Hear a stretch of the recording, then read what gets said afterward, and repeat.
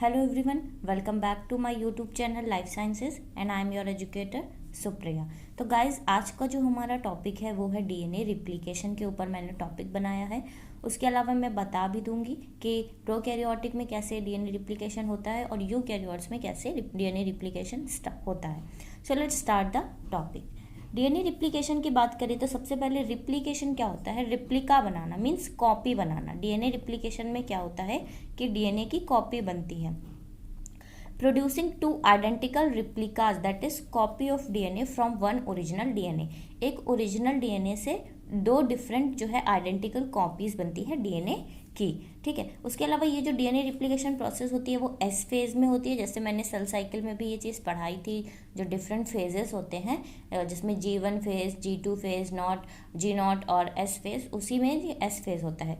Mostly semi conservative होता है और बाई डायरेक्शनल होता है। By directional in the sense कि जब जैसे कि डीएनए रिप्लिकेशन, डीएनए जो होता है डबल स्टैंडर्ड होता है, तो डीएनए के अपोजिट डायरेक्शन में जो है वो क्या होगा कि रिप्लिकेशन स्टार्ट होगा। बाय डायरेक्शनल होते हैं, इनके दोनों डायरेक्शन से रिप्लिकेशन स्टार्ट हो सकता है, ठीक। अब अगर जनरल रिक्वायरमेंट्स की बात करें तो डीएनए रिप्लिकेशन में जो जनरल रिक्वायरमेंट्स उनका क्या क्या होती हैं। सबसे पहले क्या होता है कि सिंगल स्टैंडर्ड डीएनए चाहिए होता है, जिसको टेम्पलेट स्ट्रैंड बोलेंगे।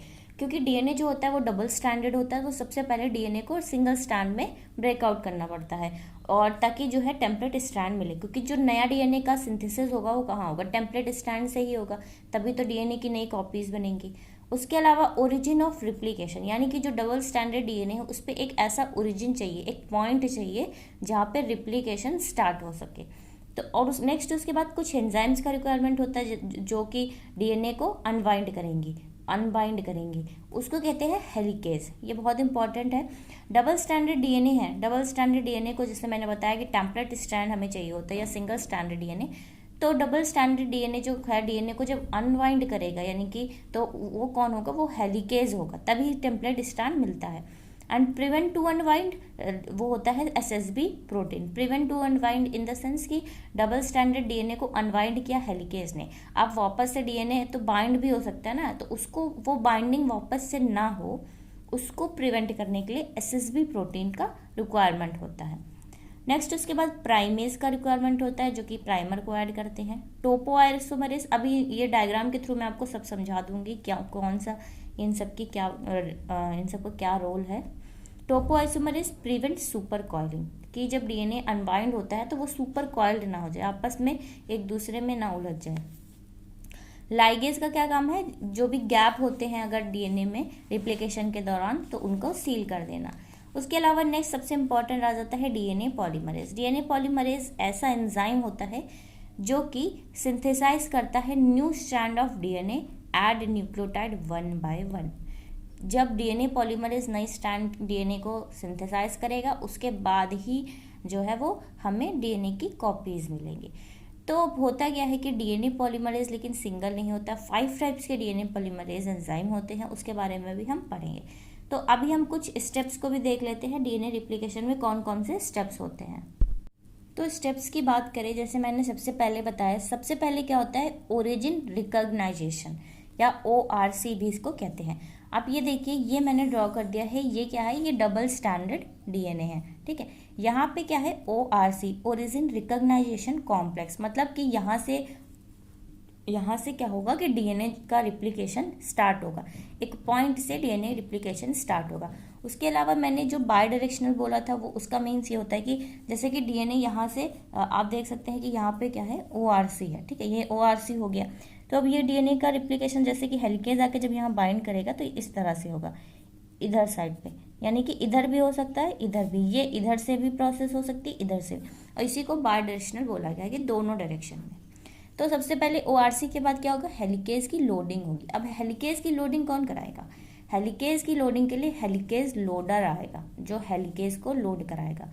और हेलिकेज का क्या काम मैंने बताया था, हेलिकेज है अनवाइंड द डीएनए, डीएनए को अनवाइंड कर देगा हेलिकेज, ठीक है। हेलिकेज की लोडिंग के बाद क्या हुआ, हेलिकेज लोडर आया, हेलिकेज लोडर ने हेलिकेज को लोड कराया, अब हेलिकेज अपना काम करेगा। हेलिकेज का क्या हो गया, हेलिकेज का एक्टिवेशन हो गया। अब हेलिकेज क्या करेगा, जो भी डबल स्टैंडर्ड डीएनए है उसे अनवाइंड करेगा। Unwinding of DNA and form replication fork, DNA को अनवाइंड करेगा और रिप्लिकेशन फॉर्क का फॉर्मेशन करेगा। रिप्लिकेशन फॉर्क पे भी एक बार क्वेश्चन आया है, डायग्राम ड्रॉ कर दिया गया था, उसमें आपको बताना होता है। तो अब ये देखिए, ये डबल स्ट्रैंडेड डीएनए था, अभी ये क्या हो गया है, ये रिप्लिकेशन फॉर्क बन गई है। हेलिकेज ने क्या किया, हेलिकेज ने यहाँ ORC से बाइंड करके इधर और इधर को गया, हेलिकेज बाय डायरेक्शनल में चलते हैं, और इसने डीएनए को अनवाइंड कर दिया। तो आप देखिए अब ये क्या हो गया, ये एक तरह से single standard template strand DNA हो गया। हाँ भाई, सिंगल स्टैंडर्ड डीएनए हो गया। अब यहाँ पे आके प्राइमर बाइंड करेंगे और जो डीएनए पॉलीमरेज है वो न्यू स्ट्रैंड का सिंथेसिस कराएगा, तभी डीएनए की क्या मिलेंगी, कॉपीज मिलेंगी। उसके अलावा क्या होता है कि जब हेलिकेज अपना वर्क करता है, उसके अलावा बाइंडिंग ऑफ SSB प्रोटीन, यहाँ पे SSB प्रोटीन बाइंड करती है। SSB प्रोटीन बाइंड ये करती हैं कि जैसे आप देखिए कि हेलिकेज यहाँ पे, तो ये वापस से ना बाइंड हो पाए, ये डीएनए वापस से बाइंड ना हो पाए, प्रिवेंट टू अनबाइंड, इसको प्रिवेंट करने के लिए SSB प्रोटीन का काम होता है कि SSB प्रोटीन इसको प्रिवेंट करती है। तो सबसे पहले स्टेप्स में हमने देखा कि ORC का रिक्वायरमेंट होता है, जहाँ से ओरिजिन मतलब रिप्लिकेशन स्टार्ट होगा। फिर हेलिकेज लोडर आता है, वो हेलिकेज को लोड कराएगा। हेलिकेज एक ऐसी एंजाइम होती है जो अनवाइंड करता है डीएनए को। फिर हेलिकेज का एक्टिवेशन होगा, डीएनए अनवाइंड होगा, जैसे ही वैसे ही रिप्लिकेशन फॉर्क का फॉर्मेशन होगा। फिर आके SSB प्रोटीन जो है वो बाइंड करेगी टू प्रिवेंट अनबाइंड। नेक्स्ट इसके बाद क्या होगा, बाइंडिंग ऑफ प्राइमेज। प्राइमेज जो शॉर्ट सीक्वेंसेस होते हैं, प्राइमेज आके बाइंड करेगा। अब प्राइमेज के बाद डीएनए पॉलीमरेज इन्हीं प्राइमर का यूज करके न्यू स्ट्रैंड का सिंथेसिस कराएगा। तो बाइंडिंग ऑफ प्राइमेज, फिर उसके बाद binding of DNA polymerase, DNA polymerase bind करेगा, रिप्लिकेशन स्टार्ट होगा, फिर इलॉन्गेशन होगा, इलॉन्गेशन में टोपोआइसोमरेज आएगा जो सुपर कॉलिंग को प्रिवेंट करता है, और टर्मिनेशन स्टेप होगा। तो सुपर कॉलिंग को प्रिवेंट करता है, इसका मतलब होता है कि जैसे कि जब डीएनए जो है यहाँ से अनवाइंड हो रहा है, तो ये डीएनए के ऐसे अगर आपको डीएनए तो डीएनए का स्ट्रक्चर इस तरह से होता है। तो जब डीएनए यहाँ से अनवाइंड होगा तो ये यहाँ पर क्या होगा, सुपर कॉइल्ड हो जाएगा एक दूसरे में। तो यही सुपर कॉलिंग को प्रिवेंट करने के लिए टोपोआइसोमरेज यहाँ पे वर्क करता है। फिर उसके बाद क्या होगा, टर्मिनेशन। मैंने यहाँ पे एक बना दिया है, अगर आप देखें तो ये आपको स्ट्रक्चर दिखेगा, इसी को पूरा रिप्लिकेशन फॉर्क कहते हैं। ये स्ट्रक्चर कैसे था कि अगर आपको ये डबल स्टैंडर्ड डीएनए था, मैंने बताया था डबल स्टैंडर्ड, यहाँ पे हेलिकेज ने आके बाइंड किया और हेलिकेज यहाँ और यहाँ चला। तो जब ये चीज़ ओपन होगी तो ये कैसे हो गई, ये तो ऐसे शो करेगी ना, ये चीज़ ऐसे ओपन हुई और ये इधर से ऐसे ओपन हुई। तो यहीं पर इसी को मैंने यहाँ पे शो किया हुआ है। सबसे पहले आप देखिए, डायरेक्शन को भी देखिएगा, ये 5 प्राइम है, ये 3 प्राइम, तो ये 3 प्राइम एंड देन 5 प्राइम। तो ये क्या है, हेलिकेज है। जब हेलिकेज आके अनवाइंड करता है, फिर मैंने बताया यहाँ पे प्राइमर बाइंड करते हैं दोनों स्ट्रैंड पे, और यहाँ पे क्या होता है कि डीएनए पॉलीमरेज आके बाइंड करके न्यू स्ट्रैंड का सिंथेसिस कराएगा।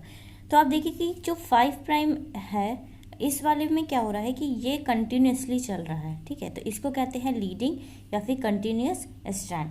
वहीं अगर ये वाला स्ट्रैंड देखिए तो यहाँ पे क्या हो रहा है, पहले इतना प्राइमर ऐड होता है डीएनए पॉलीमरेज, फिर तो ये क्या होता है, इस जो सेगमेंट को कहते हैं ओकाजाकी फ्रेगमेंट्स, और इस स्ट्रैंड को कहते हैं लैगिंग और डिसकंटिन्यूस स्ट्रैंड। तो इस पे भी क्वेश्चन आते हैं कि आपको इस तरह से रिप्लिकेशन फॉर्क बना दी जाएगी। उसके अलावा यहाँ पे जैसे लिख दिया जाएगा ए, यहाँ पे लिख दिया जाएगा बी, स्टैंड में लिख दिया जाएगा सी, यहाँ पे लिख दिया जाएगा डी। ऑप्शन में पूछा जाएगा कि ए में क्या है, तो आपको बताना है कि ए में क्या है। ए में है लीडिंग स्ट्रैंड या कंटिन्यूस स्ट्रैंड, इसमें ओकाजाकी फ्रेगमेंट्स, लैगिंग और डिसकंटिन्यूस स्ट्रैंड, और हेलिकेज इस तरह से। तो ये जो मैंने अभी बताया आपको डीएनए रिप्लिकेशन, ये तो कुछ जनरल रिक्वायरमेंट्स थी जो डीएनए रिप्लिकेशन में चाहिए होती है।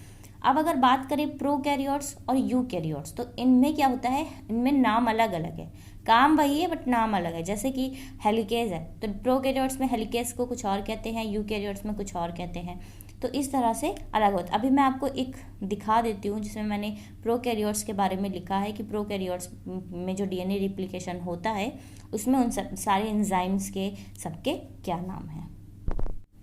तो यहाँ पे मैंने प्रोकैरियोट डीएनए रिप्लिकेशन के बारे में लिख दिया। जैसे कि मैंने जनरल में आपको बताया था ORC का रिक्वायरमेंट होता है। ORC क्या होता है, ओरिजिन रिकॉग्नाइजेशन कॉम्प्लेक्स। तो प्रोकैरियोट्स में इसको कहते हैं DNA-A, ऐसे ही लिखा भी जाता है। हेलिकेज लोडर को कहते हैं DNA-C, और हेलिकेज जो एंजाइम होता है मेन जो बाइंड करता है उसको कहते हैं डीएनए बी। एसएसबी प्रोटीन को एसएसबी प्रोटीन ही कहते हैं। टोपो आइसोमरेज को प्रोकैरियोट में गायरेज कहते हैं। प्राइमेस को प्राइमेस कहते हैं। डीएनए लाइगेज जो गैप को सील करता है उसे डीएनए लाइगेज ही कहते हैं। उसके अलावा आरएनए प्राइमर को रिमूव करने के लिए डीएनए पॉलीमरेज फर्स्ट आती है। अब बात करें तो डीएनए पॉलीमरेज एंजाइम जो होती है 5 टाइप्स की होती हैं। DNA polymerase first, second, third, fourth and fifth, और सबका अलग अलग वर्क होता है प्रोकैरियोट्स और यूकैरियोट्स में। यहाँ पे मैंने मेंशन किया है सिर्फ कि डीएनए पॉलीमरेज फर्स्ट और यहाँ पॉलीमरेज थर्ड कोर और ये गामा कॉम्प्लेक्स, बीटा क्लैम्प, ये सब क्या है इसके ऊपर मैं नेक्स्ट वीडियो को अपलोड करूँगी, ये बीटा क्लैम्प। तो आज के वीडियो में हम सिर्फ इतना ही पढ़ेंगे जो जनरल रिक्वायरमेंट्स होती हैं डीएनए रिप्लिकेशन से। इससे भी रिलेटेड बहुत सारे क्वेश्चंस जो है वो आते हैं, और अगर आप ये एंजाइम को याद कर सके तो ये इससे भी आते हैं। अगर हम आगे स्टेप्स भी पढ़ेंगे तो आपको अच्छे से लर्न हो जाएगा। तो अगर आपको मेरा वीडियो अच्छा लगे तो मेरे चैनल को लाइक, शेयर और सब्सक्राइब ज़रूर करिएगा। Thank you so much for watching my video.